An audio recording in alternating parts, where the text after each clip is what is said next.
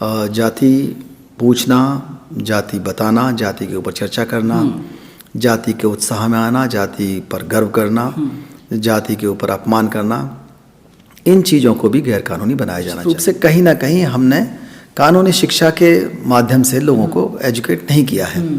इसके लिए आवश्यक है कि विधिक साक्षरता शिविर वगैरह लगाए जाए। किसी को मारने पीटने का रास्ता ये अवैध रास्ता है।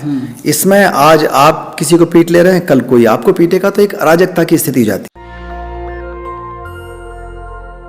हर रोज दलितों पर अत्याचार किया जा रहा है। जब कोई दलित समाज का व्यक्ति मटका छू लेता है, उसकी हत्या कर दी जाती है। जब कोई दलित समाज का व्यक्ति घोड़ी पर चढ़ता है, उसकी हत्या कर दी जाती है। जब कोई दलित समाज का व्यक्ति मूंछ रखता है, उसके साथ मार पिटाई की जाती है। हम किस नए भारत का निर्माण कर रहे हैं, हम किस तरफ जा रहे हैं, आज हम इन्हीं सभी मुद्दों पर बातचीत करेंगे। मेरी मौजूदगी इस समय उत्तर प्रदेश की राजधानी लखनऊ में है और आज हम बातचीत करेंगे आईपीएस ऑफिसर बीपी अशोक जी से। सर, सबसे पहले नेशनल दस्तक में आपका स्वागत है। Thank you very much.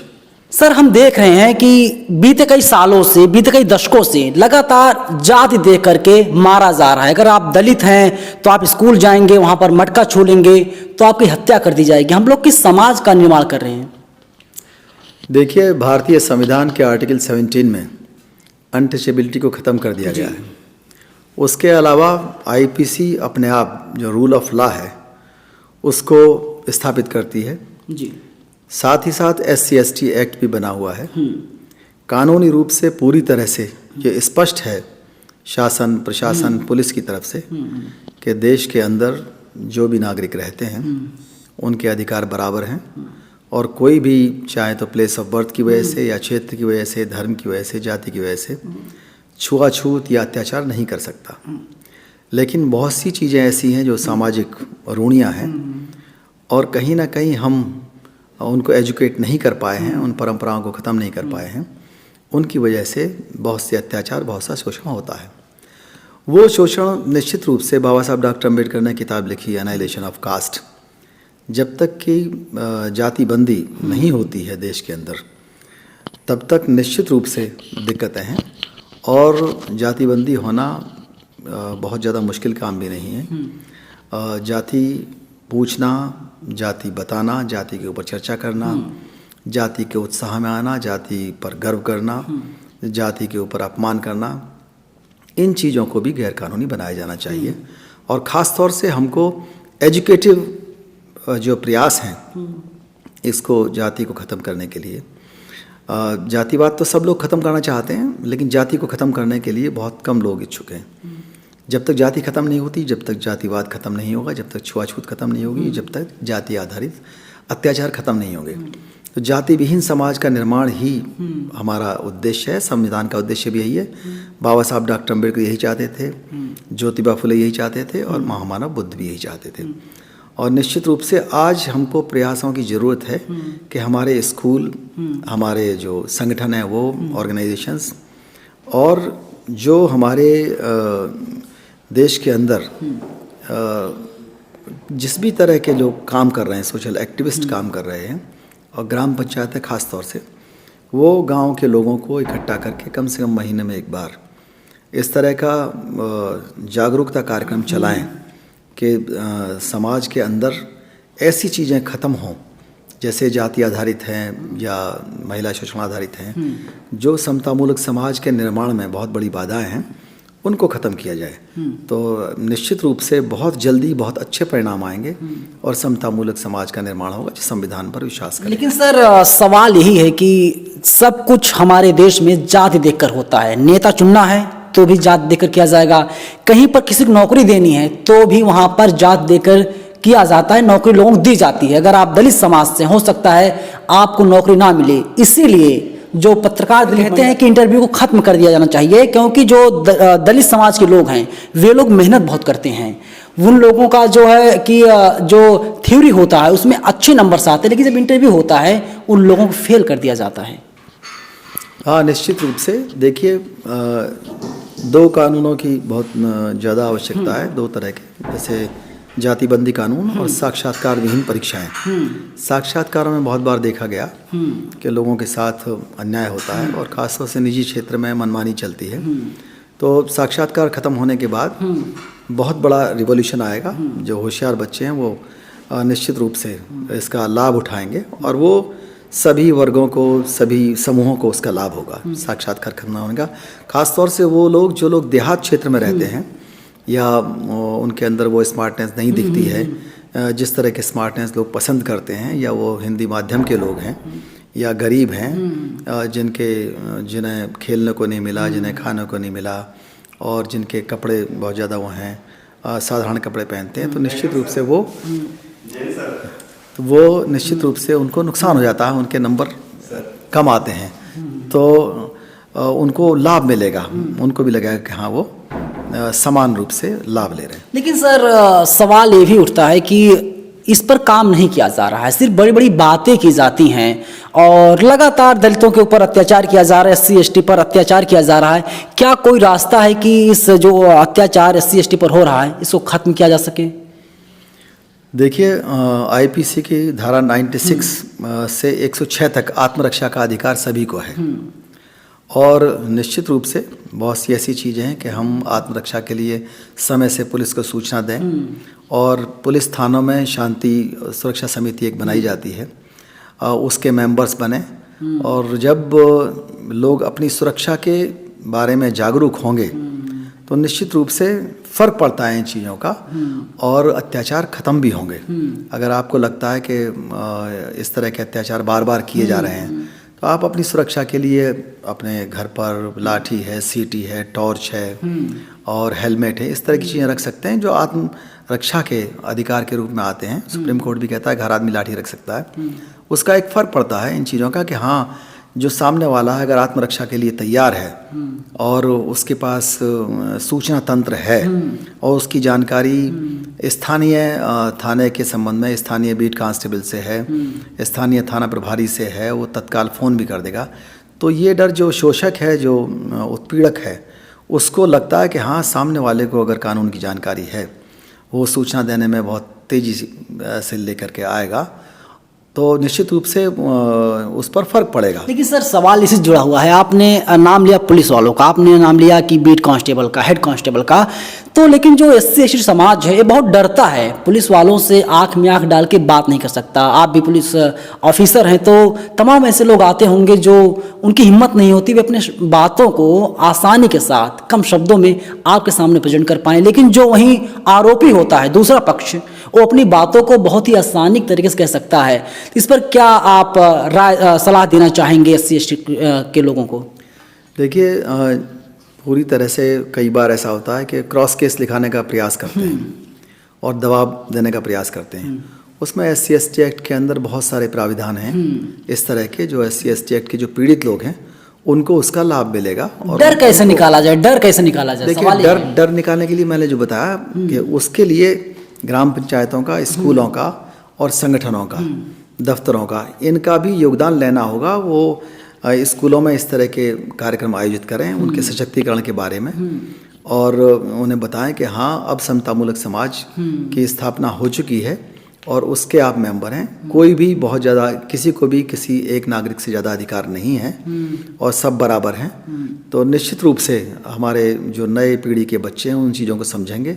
ग्राम पंचायतों का भी रोल उसमें हो और लीगल एड क्लिनिक एक होती है जो कानूनी रूप से मदद करती है गांव वालों की, उसका भी सहयोग ले सकते हैं। शांति सुरक्षा समिति का भी सहयोग ले सकते हैं। बहुत से NGO हैं या उसी गांव के बहुत पढ़े लिखे लोग हैं, वो आकर के गांव से संपर्क करें और कानून की जो समानता है, कानून के समक्ष समानता है, उसके बारे में बताएं। तो ये एक एजुकेटिव रास्ता ऐसा है जो लोगों को बताएगा। ख़ास तौर से जैसे हम लोग बताते हैं कि 126 केस रोज रजिस्टर होते हैं SC ST एक्ट के, और उसमें SC ST एक्ट के तो 126 लोग पीड़ित हुए, लेकिन जेल जो जाते हैं उनकी संख्या भी लगभग 500 लोगों की ज़्यादा होती है। तो इस चीज़ को जब स्कूलों के माध्यम से लाया जाएगा कि उसमें जो जाति का उत्पीड़क है, जाति के आधार पर जो उत्पीड़न कर रहा है, वो भी गेनर नहीं है, उसको भी लाभ नहीं होने वाला। उसके भी खिलाफ जब मुकदमा लिखा जाता है तो उसका भी कैरियर खराब होगा, उसका भी नुकसान होगा, उसको भी ठेका नहीं मिलेगा, उसका भी पासपोर्ट नहीं बनेगा। तो तो ये फैक्ट लोग नहीं जानते, इसको ये एक परंपरागत चीज़ मान करके अत्याचार करने लगते हैं कि हाँ ऐसा तो होता ही आया है। लेकिन जब उनको बताया जाएगा बच्चों को, युवाओं को, कि इस तरह की चीज़ें ये इल्लीगल हैं, कानूनी अपराध हैं, और कानूनी अपराध में आपके खिलाफ अगर FIR होती है तो आपको ये नुकसान होंगे, आपको पढ़ाई में नुकसान होगा, आपको नौकरी में नुकसान होगा, आपको शस्त्र लाइसेंस मिलने में नुकसान होगा, पासपोर्ट बनने में, वीज़ा बनने में नुकसान होगा, कल को शादी ब्याह होने में भी दिक्कतें आ सकती हैं, आपको ठेकेदारी मिलने में दिक्कत आ सकती है। तो इन चीज़ों को जब 1 बाय 1 लोगों को बताया जाएगा तो बहुत जल्दी ये जो बच्चा होता है और जो युवा होते हैं उन चीज़ों को पकड़ते हैं। लीडरशिप की बात की जाती है कि जब लीडरशिप अगर SC ST के पास होगा तो SC ST पर जो है कम अटैक होंगे, कम अत्याचार होंगे, तो क्या आप इस बात को सही मानते हैं? देखिए, जो भी आदमी पढ़ा लिखा है, जो इनकम टैक्स पेयर है, जो सरकारी, गैर सरकारी या व्यापारी काम कर रहा है, वो आदमी लीडर है। लीडर अकेले MLA MP नहीं होता। लीडर वो है जो चेंज का एजेंट बने। और पढ़ने लिखने के बाद अगर आदमी पे बैक टू सोसाइटी करता है और समाज का मार्गदर्शन करता है, जैसे बहुत से लोग गांव से उठ करके आए या किसी गरीब परिवार से उठ करके आए और उन्होंने अपने परिवार को, अपने रिश्तेदारों का मार्गदर्शन किया, तो निश्चित रूप से उन परिवारों के प्रति जो नज़रिया है, उनके पड़ोसियों का, उनके ग्रामवासियों का, उनके रिश्तेदारों का, उनके दोस्तों का, वो नज़रिया बदल जाता है और एक सशक्त परिवार निकल करके ऊपर आता है। तो जो प्रतिनिधित्व है, प्रतिनिधित्व निश्चित रूप से चाहे वो थाने में हो, चाहे तहसील में हो, चाहे किसी भी जगह हो, वो अगर पर्याप्त है तो ये सशक्तिकरण का बहुत बड़ा माध्यम है। जहाँ तक लीडरशिप की बात है, लीडरशिप तो अपने आप ओन की जाती है, वो प्रदान नहीं की जाती कि हम पैदा करेंगे, हम प्रदान करेंगे या कोई एक ही लीडर होगा। बहुत सारे लीडर होते हैं। फ्रीडम स्ट्रगल में कोई एक लीडर नहीं था, बहुत सारे लीडर्स थे, उन्होंने देश को आज़ाद कराया और मिलजुल करके संविधान बनाया, मिलजुल करके सरकारें चलाईं। तो ये आशा के साथ कोई एक लीडर होगा या 2 लीडर होंगे, ऐसा नहीं हो सकता। डेमोक्रेसी के अंदर बहुत से लीडर होंगे, बहुत से अधिकारी कर्मचारी होंगे, लेकिन जो लोग पे बैक टू सोसाइटी कर रहे हैं, जो समाज को ताकतवर बनाना चाहते हैं, निश्चित रूप से सशक्त व्यक्ति होगा या सशक्त परिवार होगा। तो ऐसे लोग जब आगे निकल करके आएंगे तो समतामूलक समाज का निर्माण होगा। और इस चीज़ को जो उत्पीड़न करने वाले हैं, जो उसमें आनंद मनाते हैं हैरेसमेंट के अंदर, उनको जब स्कूल के माध्यम से बताया जाएगा, जब संगठनों के माध्यम से बताया जाएगा, जब उनके पूजा ग्रहों के माध्यम से बताया जाएगा कि हम समतामूलक समाज के निर्माण में साथ हैं, और क्योंकि उसमें आपका भी कोई फ़ायदा नहीं है, जो उत्पीड़न कर रहा है उसका भी कोई लाभ नहीं है, उसका भी नुकसान ही है, तो निश्चित रूप से चीज़ें समझ में आएंगी। लेकिन मैं जानना चाहता हूँ, किलिंग की जा रही है, टारगेट करके लिंचिंग की जा रही है, इसको किस तरीके से आप देख रहे हैं? देखिए, लोगों के अंदर जो अशिक्षा है, जो गरीबी है, वो व्यक्ति कई बार अपने छोटे छोटे मुद्दों से, एक्सीडेंट्स के कारण या अपने गर्व के कारण, वो बहुत सी ऐसी छोटी छोटी संकीर्णताओं में फंस जाता है कि उसको लगता है कि किसी समय विशेष पर वो अपने विरोधी को दबा लेगा, उसको मार लेगा, पीट लेगा। और निश्चित रूप से कहीं ना कहीं हमने कानूनी शिक्षा के माध्यम से लोगों को एजुकेट नहीं किया है। इसके लिए आवश्यक है कि विधिक साक्षरता शिविर वगैरह लगाए जाएं, और अगर ग्राम पंचायतों के माध्यम से विधिक साक्षरता शिविर लगाए जाएंगे गांव-गांव में, मोहल्लों के बीच में, तो लोगों को पता पड़ेगा कि हाँ, संवैधानिक अधिकार क्या होते हैं, मानव अधिकार क्या होते हैं, और किसी भी व्यक्ति को बदला लेने का अधिकार नहीं है। क्योंकि जो स्टेट बना है, जब सरकारें बनी हैं, तो आपके साथ अगर कोई अपराध होता है तो आपका बदला पुलिस लेगी, जुडिशरी लेगी। उसके लिए एक सिस्टम बना हुआ है, क्रिमिनल जस्टिस सिस्टम। उसमें पुलिस गिरफ्तार करेगी, जज सजा देगा, और आगे जो जेल बनी हुई है, जेल जाएगा व्यक्ति। वो एक रूल ऑफ लॉ से संबंधित है, उसमें ज़्यादा या कम नहीं होता। जो बदला लेने का रास्ता है, किसी को मारने पीटने का रास्ता, ये अवैध रास्ता है। इसमें आज आप किसी को पीट ले रहे हैं, कल कोई आपको पीटेगा, तो एक अराजकता की स्थिति हो जाती है। हिंसक कोई जगह नहीं है। हाँ, हिंसा कोई सॉल्यूशन नहीं है।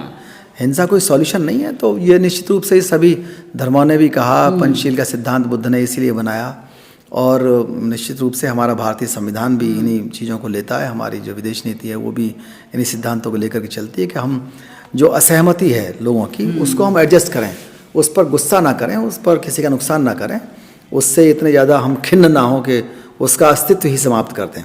तो जो असमानतावादी सोच है वो अगर हम स्कूल से ही गायब कर दें लोगों के मस्तिष्क से, अगर हम उसको नौकरियों के माध्यम से जो हमारे ऑर्गेनाइजेशंस हैं वही गायब कर दें उसको, वही वहाँ से जाति विहीन या सांप्रदायिकता विहीन माहौल बनाए रखें, उसी तरह के ग्राम पंचायतों में जो लोग हैं वो लोग भी बार बार इस चीज़ को प्रसारित करें, लीगल एड क्लिनिक के माध्यम से भी सेमिनार्स की जाएं, और जो हमारे थाने की जो शांति सुरक्षा समिति बनी रहती हैं उनके माध्यम से भी सेमिनार की जाए, तो निश्चित रूप से 1-2 साल के अंदर ही बहुत बड़ा बदलाव आ सकता है समाज के अंदर। बहुत में जरूर बताइएगा। लेकिन सर ने एक बड़ी बात कही है कि अगर कोई आप पे हमला करता है तो आप उस पर हमला मत कीजिए, आप जाइए पुलिस के पास, आप जाइए कानून के पास और वहां से आप मदद मांगिए, और जो भी कड़ी से कड़ी कार्रवाई है आप कार्रवाई करवाने की पूरी कोशिश कीजिए, क्योंकि कार्रवाई पुलिस करेगी। अगर आप हथियार उठा लेंगे, अगर आपकी आंख कोई फोड़ता है तो आप उसकी आंख फोड़ देंगे, तो पूरी दुनिया अंधी हो जाएगी और हमारे लोकतांत्रिक देश में हिंसा की कहीं पर कोई भी जगह नहीं है। पूरी बातचीत कैसी लगी आपको, आप कमेंट बॉक्स में अपनी प्रतिक्रिया जरूर दीजिएगा। और समता मूलक समाज हमारे देश के लिए बहुत जरूरी है, जहां पर हर नागरिक बराबर हो और इससे जो देश के लोग हैं सब लोग तरक्की कर सके, क्योंकि किसी भी लकीर को लंबी करने के लिए जरूरी नहीं है उस लकीर को छोटी कर दी जाए, बल्कि उसके सामने उसके बराबर वाली लकीर को हम और बड़ी भी कर सकते हैं। शुक्रिया। नेशनल दस्तक की आपसे गुजारिश है कि अगर इसको बचाना चाहते हैं तो नेशनल दस्तक को सब्सक्राइब करने के लिए रेड कलर के सब्सक्राइब बटन को दबाएं, फिर बेल आइकन की घंटी दबाएं। नेशनल दस्तक को बचाने के लिए बहुत जरूरी है कि हर खबर को शेयर करें, लाइक करें, कमेंट जरूर करें।